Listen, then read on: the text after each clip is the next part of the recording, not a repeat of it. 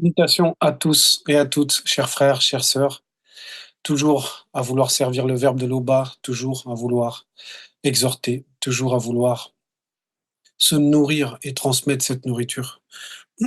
Nous allons aller comme avec les frères dans Kalatambale, qu'on ne présente plus, le livre de la vérité, la Bible authentique, avec les récits véritables. Nous allons aller donc page 443 dans le livre de Bialaba Mounia, et oui, les proverbes.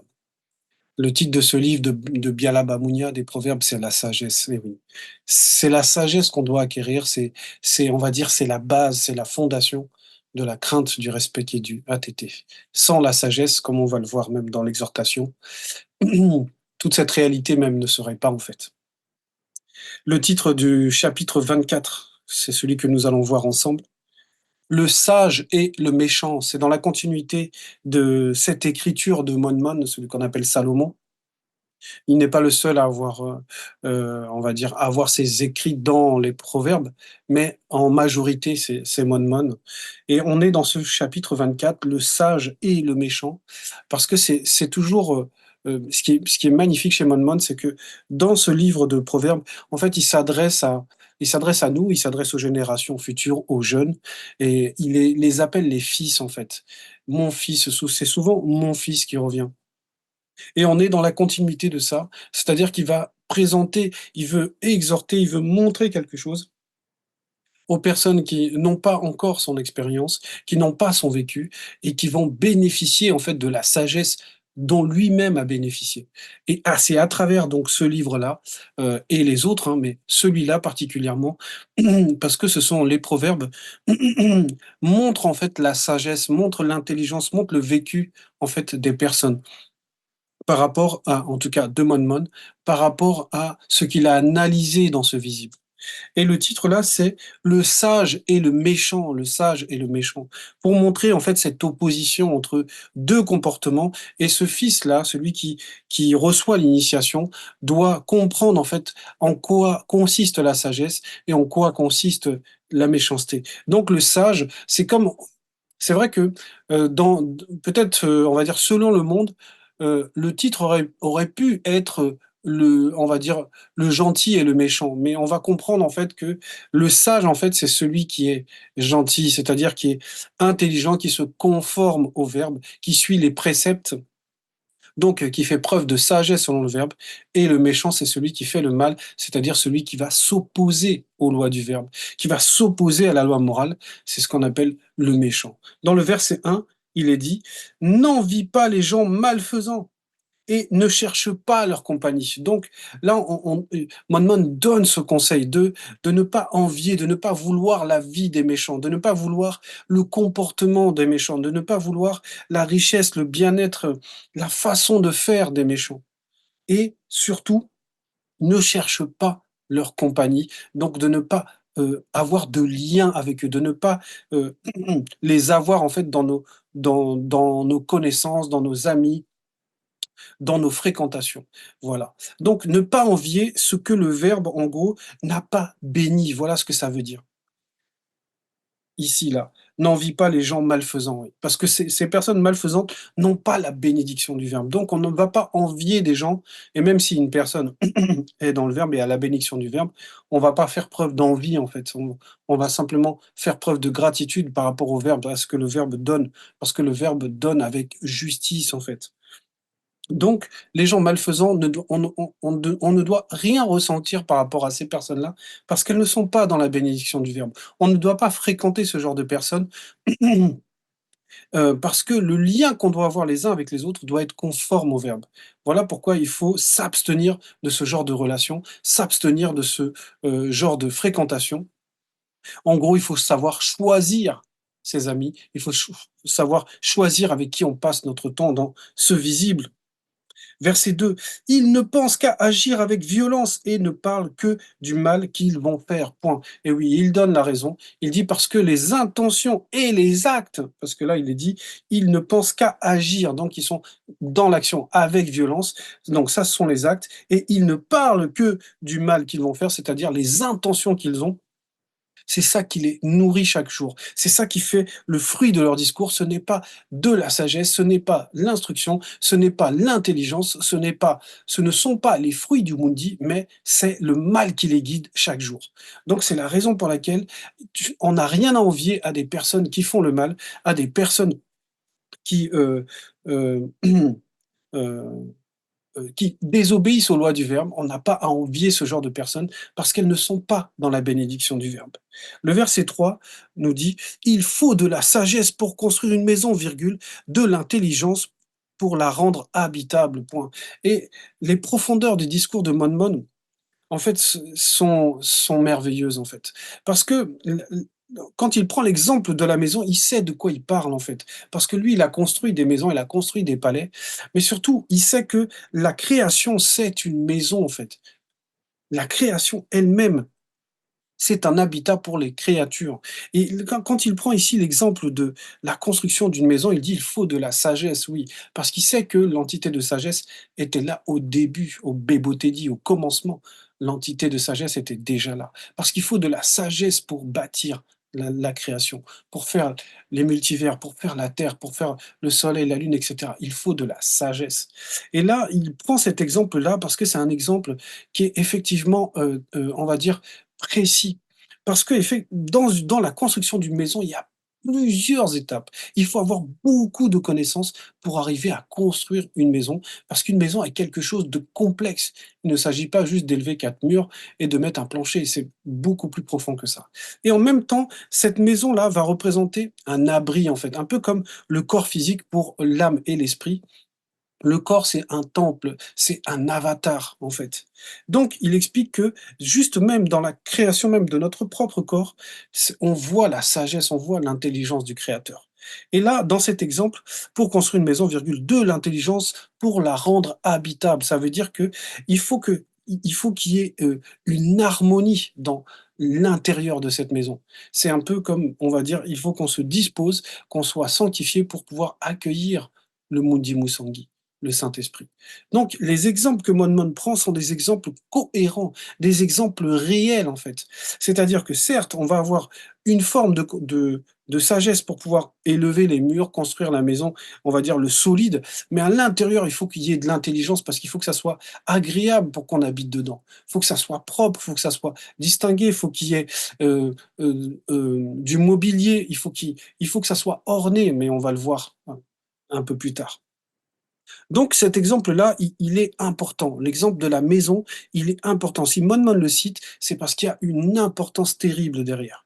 Verset 4, il faut du savoir-faire pour en remplir les pièces d'objets agréables et précieux. Donc il montre que il y a plusieurs étapes pour arriver à un résultat parfait, un résultat où on se sent bien, où on est content, où ce qu'on a fait manifeste la sagesse et l'intelligence qu'on a reçue du Verbe.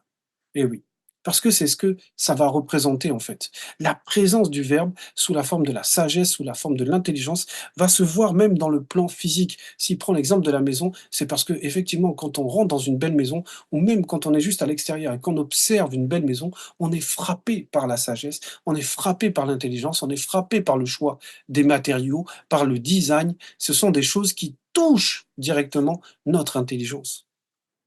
Verset 5, la sagesse d'un homme connu fait sa force, virgule, l'expérience augmente son pouvoir. Et oui. Donc, il montre, comme je disais, avec même l'exemple de cette maison, quand on arrive à construire une maison, c'est qu'on on va montrer en fait la sagesse et l'intelligence qu'on a. Et là, il nous dit que la sagesse d'un homme connu fait sa force. Et oui.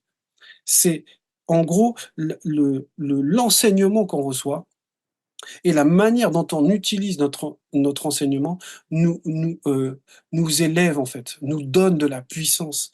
Et il dit ensuite: «L'expérience augmente son pouvoir», parce que l'expérience, c'est toujours une marque de sagesse, parce que c'est un vécu. Et dans ce vécu, on a développé une intelligence. Et c'est cette intelligence qui donne encore plus de pouvoir à celui qui pratique la sagesse, qui a de la sagesse selon le verbe et de l'intelligence selon le verbe. Donc là, on est au verset 5. Donc la sagesse donne de la force et l'expérience, c'est une forme de sagesse aussi. Et oui, c'est la sagesse, on va dire, du vécu.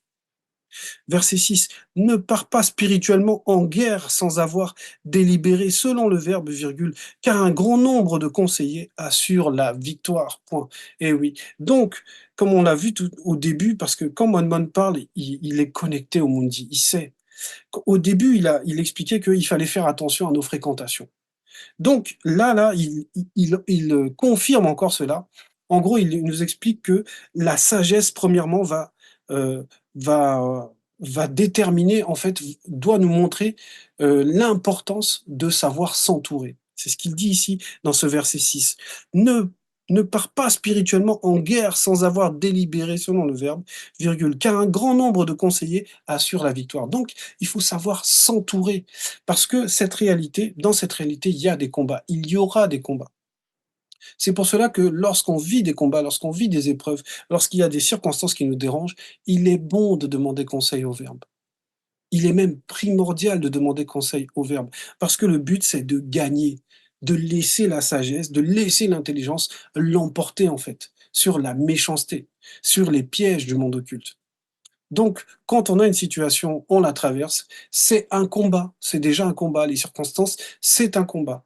En gros, dans le monde même, ils appellent ça les conseils de guerre, les états-majors, parce qu'il faut se réunir, il faut réfléchir ensemble, il faut écouter pour que la sagesse se manifeste. Donc, savoir s'entourer, c'est primordial. Comme on l'a vu directement depuis le verset 1, savoir s'entourer, Mon le dit encore ici, que même si tu veux gagner, même spirituellement, entoure-toi, prends conseil, cherche la sagesse, cherche, utilise l'intelligence. Le verset 7 nous dit, les données de la sagesse sont inaccessibles à l'insensé. Point. Qu'il ferme la bouche quand on discute des affaires importantes. Oui, donc, dans des cas de circonstances, dans des cas de là, comme on disait, là, ne pars pas spirituellement en guerre, voilà. Ne déclenche pas la guerre, ne va pas comme ça, juste par des sensations, par juste le désir, mais fais preuve de sagesse et d'intelligence et à ce moment-là, n'écoute pas l'insensé. Voilà, l'insensé, lui, il doit se taire. C'est-à-dire que, en gros, on ne veut pas de son avis, on ne veut pas de son opinion, ça n'apportera rien dans ce qu'on a besoin. Il faut donc des conseils de personnes éclairées, des personnes selon les verbes. Souvent même, les gens vont aller prendre conseil chez des non-initiés, que ce soit dans leur famille ou que ce soit même des spécialistes, mais ils oublient carrément de demander au verbe parce que le verbe a la vision. Il faut comprendre que en fait, l'expérience, c'est la vision. La véritable expérience, c'est d'avoir la vision. Donc autant demander à celui qui a la vision. Autant faire taire ceux dont le discours, en fait, est vain, parce qu'il n'y a pas de sagesse, il n'y a pas d'intelligence dans ces personnes. Verset 8, celui qui projette le mal a la réputation d'être possédé. Voilà pourquoi on demande à cet insensé de se taire, parce que lui ne voit que par ce désir de faire le mal. Il se projette, c'est-à-dire qu'il a une vision du mal qu'il veut accomplir. Et là, cette personne, on va dire, elle a une vision de ce mal qu'elle veut accomplir, c'est qu'il y a quelque chose qui alimente cette vision. C'est ce qu'on appelle le monde occulte. Et oui, c'est les démons, c'est pour ça qu'on dit ici, a la réputation d'être possédé, oui. Ça veut dire qu'il y a quelque chose qui l'anime. Voilà pourquoi il arrive même à se projeter dans le mal qu'il veut faire. Même dans les paroles, il est déjà en train de se projeter quand il veut faire du mal à quelqu'un. Il y a une histoire qui s'est passée là récemment, près de mon travail, c'est ma collègue qui me raconte cela. Elle sort du travail, elle est en train de rentrer et elle voit 2 jeunes dans une voiture et ils discutent et elle les entend discuter. Il y en a un qui dit: «Oui, quand il va sortir, je vais l'attraper», en parlant d'une personne qui sera sa victime quelques minutes après. Ouais, quand il va sortir, je vais l'attraper, je vais lui faire ci, je vais lui faire ça et je vais mettre une cagoule pour cacher mon visage pour pas qu'il me reconnaisse et je vais aller le taper et c'est ce qui s'est passé, en fait. La personne a avancé, ma collègue a croisé la personne qui allait être la victime et l'autre est descendu de la voiture avec sa cagoule, ils se sont battus et il y a des gens qui sont venus après. Donc on voit que ma collègue était témoin déjà du mal qu'il voulait faire, de cette, son désir, il se projetait dans le mal qu'il allait faire. C'est même pour ça même qu'il met une cagoule parce que c'est un brigand, c'est quelqu'un de mauvais qui n'assume pas ses actes, voilà, qui veut cacher son visage parce que ce qu'il fait, c'est mal, voilà. Mais pris plaisir, il a médité son mal. Verset 9, les machinations d'un insensé sont toujours coupables, et celui qui se moque de tout se rend insensé, point. Eh oui. Donc lui, il se moquait de cette personne-là, se moquait des conséquences. Il se moquait, il n'avait pas de sagesse, parce que quelqu'un qui se moque de tout, c'est qu'il prend rien au sérieux, il y a rien qui est grave, sauf que le mal qu'on fait, on le paye. Eh oui, le crime ne paie pas, c'est faux ça. Le mal qu'on fait, on le paye. Si c'est pas dans cette réalité, c'est le jugement, et le jugement est terrible. Donc voilà, c'est ça. C'est vraiment ça, les machinations d'un insensé, voilà. Les machinations, c'est-à-dire qu'il réfléchit au mécanisme du mal qu'il va faire. C'est grave, en fait, de faire le mal. Voilà pourquoi le titre est si important, entre le sage et le méchant. Parce que si on n'est pas sage, on est forcément méchant. Il n'y a pas entre les 2, ça n'existe pas. Il n'y a pas de neutralité. Le sage, c'est celui qui est, on va dire, dirigé, qui est alimenté par la sagesse. Lui se protège du mal, le mal ne va pas l'atteindre. Alors que le méchant, lui, c'est qu'il n'a pas de protection, donc il est livré à lui-même, il ne peut faire que le mal. Verset 10, si tu perds courage au jour du péril, virgule, ton courage est bien faible. Donc ici, oui, il s'agit de faire comprendre à ce fils, à ce jeune initié, à celui qui n'a pas encore l'expérience de la vie, que il faut être en fait, la sagesse et l'intelligence, en fait, ouvrent la porte au courage, en fait. Il faut être courageux pour tout le temps se maintenir dans la sagesse et dans l'intelligence, et ça veut dire aussi que la force, Guignam Moulema, le courage, la force du cœur, ça se voit dans les épreuves, ça se voit pas juste dans les paroles: «Oui, moi je suis comme ci, je suis comme ça, s'il se passe ci, je vais faire ça». Non, c'est au moment de l'épreuve, c'est pendant l'épreuve qu'on voit, en fait, quelle est la connexion qu'on a avec le verbe. Parce que le courage vient du verbe, en fait. Le courage, c'est une force qui vient du verbe. Comme on avait vu tout à l'heure dans le verset 5, hein. La sagesse d'un homme connu fait sa force. Donc sa force, elle est aussi dans le cœur. Et qu'est-ce que ça veut dire? Ça veut dire que, mais on le voit dans le verset 11, pourquoi il faut ce courage? Qu'est-ce qui se passe? Efforce-toi de sauver les condamnés à mort, virgule, ceux que l'on traîne injustement au supplice, point. Donc ça veut dire que après l'entité de force vient l'entité, on va dire, heu, de justice, en fait. Ça veut dire que, ou alors avant, ça tout dépend où on se place. En gros, c'est parce qu'il y a ce désir de justice que on a la force dans le cœur. Et oui, on a la force dans le cœur parce qu'il y a ce désir de justice. Ce que ça veut dire, c'est que le courage, c'est pour faire des actes justes. Le courage sert pour faire des actes justes, pour qu'il y ait ce désir qu'on a de justice se manifeste, parce que ce désir de justice, c'est toujours la sagesse, c'est toujours l'intelligence, parce que c'est toujours le désir d'obéir aux lois du verbe. Donc, ça c'était le verset 11, hein. Ceux que l'on traîne injustement au supplice, oui, ceux qui sont victimes d'injustice, il nous faut du courage pour manifester la justice. Verset 12, si tu dis 2 points, je n'étais pas informé, virgule, Loba qui connaît le fond du cœur sait ce qu'il en est, point. Il connaît tout, virgule, son verbe rend justice à chacun selon ses actes. Et oui, parce que le verbe lui-même manifeste la justice. Donc ici, on s'adresse à une personne qui va dire: «Ah, je n'étais pas informé». Ça veut dire, en gros, elle ne savait pas. Donc ça peut être parce que dans une situation justement, elle n'a pas eu le courage de faire les choses comme il faut. Ça peut être aussi parce qu'il se passe une situation et elle dit qu'elle savait pas, mais au fond d'elle, il y avait une partie qui savait, et c'est pour ça qu'on dit attention à ça, de ne pas faire l'hypocrite, d'assumer, en fait, voilà, d'assumer: «Ah, je ne savais pas que la gravité de mes actes allait ouvrir ça», un peu comme on l'a vu avec les anges déchus qui ont couché avec les femmes, noires, en fait. Et il disait que, ah ben s'il savait, en gros, il savait pas que ça allait ouvrir la porte d'un tel châtiment, en fait. Mais en réalité, oui. On peut pas dire qu'on sait pas, c'est le Verbe qui sait parce qu'il regarde nos états de conscience au moment où on fait les choses. Verset 13, mange du miel, mon fils, car le miel fait du bien et le goût t'en sera agréable. Ça veut dire profite de cette réalité, ne te prive pas, fais-toi plaisir dans cette réalité. Consomme la réalité du physique Parce que le miel va représenter la douceur, donc accepte la douceur de la réalité du physique, les bons moments de la réalité du physique. Il y a cette douceur qui se manifeste, accepte-la, vis-la, consomme-la pleinement. Et il dit aussi, verset 14: «Mais rappelle-toi que la sagesse est aussi bonne pour ton existence». Point. Donc oui, il n'y a pas que les, on va dire, les chemins calmes, il n'y a pas que les relations calmes, douces qui sont bonnes, il y a la sagesse en fait. Donc le miel va représenter quelque chose de doux, mais la source même de la douceur, c'est la sagesse, c'est l'intelligence. C'est ce que ça nous dit. Si tu arrives à la pratiquer, virgule, tu auras un avenir, virgule. Ton espérance ne sera pas déçue. Oui.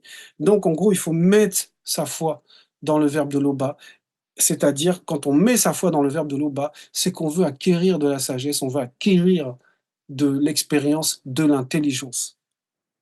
Verset 15: «N'essaie pas, virgule, tel un malfaiteur, virgule, de t'approprier par la ruse la maison d'un honnête homme, virgule. Ne le prive pas de son domicile». Point.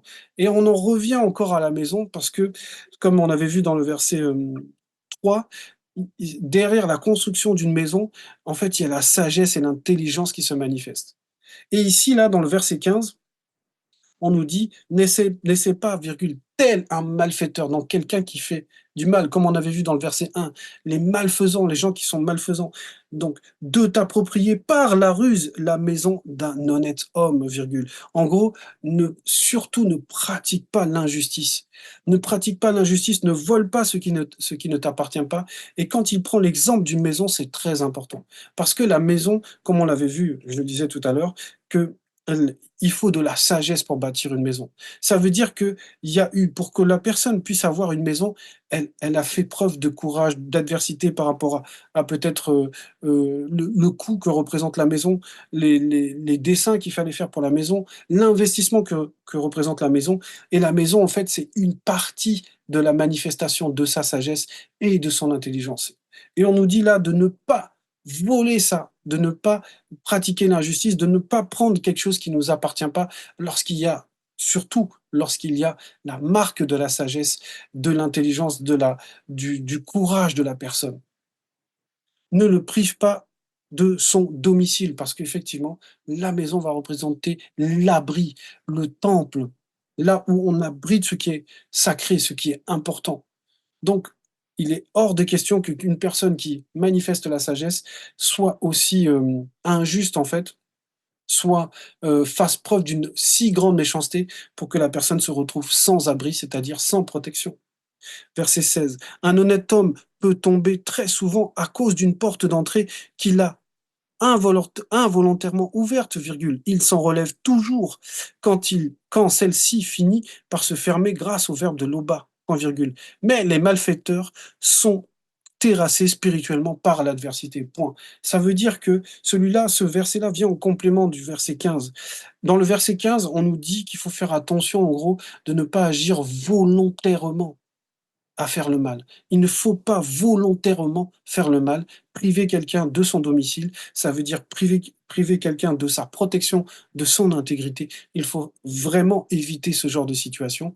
Et là, on nous dit que une personne qui ouvre des portes involontairement, le verbe pourra toujours les fermer si effectivement cette personne se repent, comme il est écrit. S'il s'en relève, il s'en relève toujours quand celle-ci finit par se fermer grâce au verbe de l'Oba.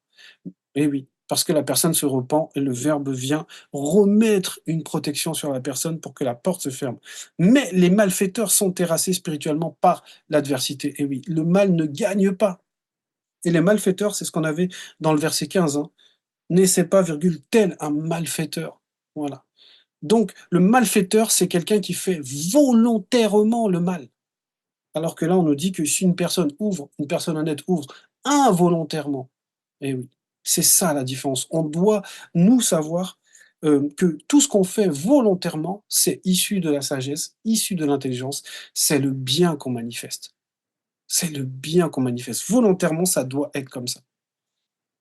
Verset 17: «Ne te réjouis pas charnellement lorsque ton ennemi tombe, virgule, ne saute pas de joie lorsqu'il succombe». sous le malheur, virgule, il y a une virgule et il y a on va voir que c'est lié au verset 18: «Car sa colère se détournerait sur toi». Et oui, on ne se moque pas de quelqu'un qui est déjà très mauvais et qui vit une situation où en gros, il souffre à son tour. En fait, c'est ce que ça veut dire. On nous dit dans le verset 17 au début: «Ne te réjouis pas charnellement». Charnellement ici veut dire que quand tu te réjouis charnellement, c'est que il n'y a pas, on va dire, il n'y a pas le verbe qui, acquiesce ou qui oui, qui valide ta réjouissance. Ta réjouissance, elle va être de la moquerie, elle va être charnelle, en fait. Maintenant, il y a aussi la donc il y a forcément, il y a la réjouissance spirituelle, qui veut dire que tu prends plaisir à la justice.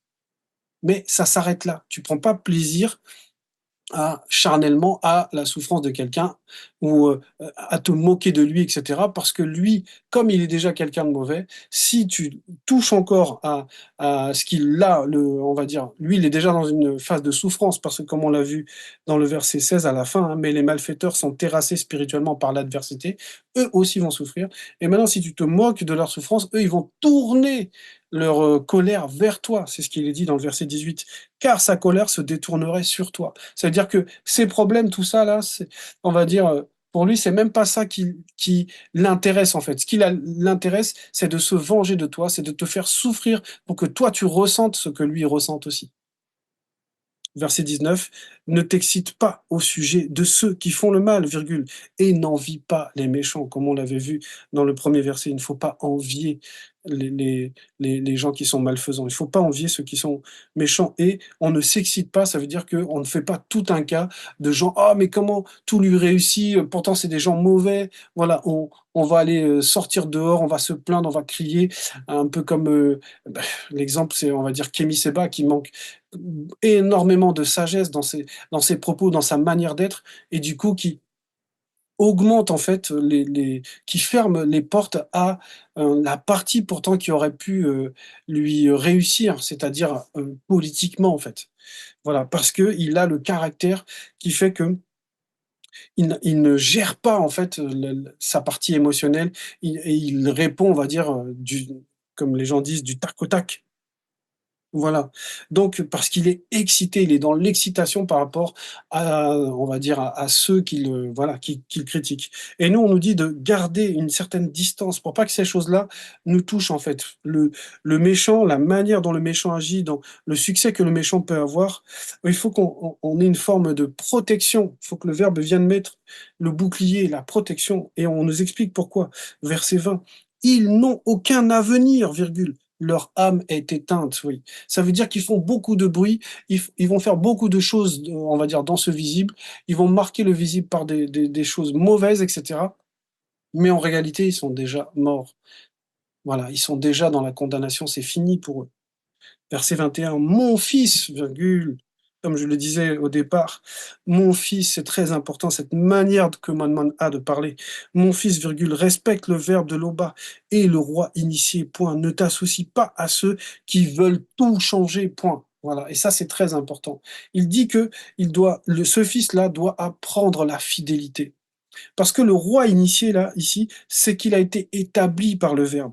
Donc, mon fils respecte le verbe de l'Oba et le roi initié, c'est-à-dire celui qui a été établi par le verbe. Donc on garde la fidélité. On n'essaie pas de renverser comme on voit, les gens ils sont pas contents d'un président, ils veulent faire le coup d'État et cetera.